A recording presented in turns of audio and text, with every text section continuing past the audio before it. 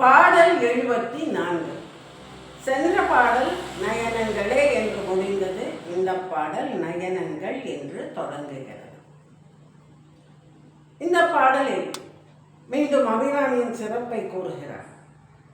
3 கண்களை உடைய சிவபெருமானும் எங்கும் நிறைந்திருக்கும் நாராயணனும் படைப்பு தொழிலை செய்யும் பிரம்மாவும் மற்றும் வேதங்களும் இவர்கள் அனைவரும் வணங்கக்கூடியவள் அபிராமி.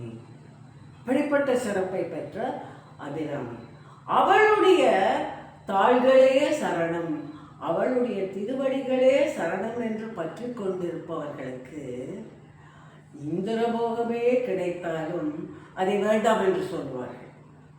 அது என்ன இந்திரபோகம்?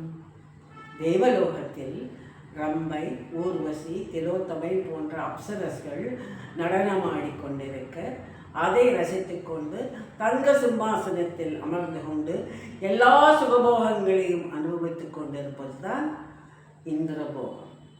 அபிராமியின் அருளை பெற வேண்டும், அபிராமியை சரணடைந்தவர்கள் இவற்றையெல்லாம் ஒரு பொருட்டாக நினைக்க மாட்டார்கள். ஏனென்றால் அபிராமியின் அருள் இவற்றையெல்லாம் விட உயர்ந்தது, உன்னதமானது, கிடைத்தற்கரியது, பிறவிப்பிணியை அகற்றுவது.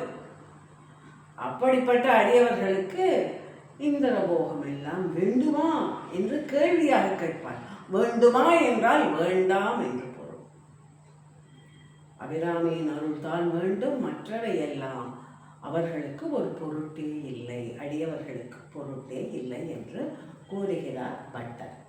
தொழிலில் மேன்மை அடைய விரும்புபவர்கள் இந்த பாடலை பாட வேண்டும் என்று சொல்வார்கள்.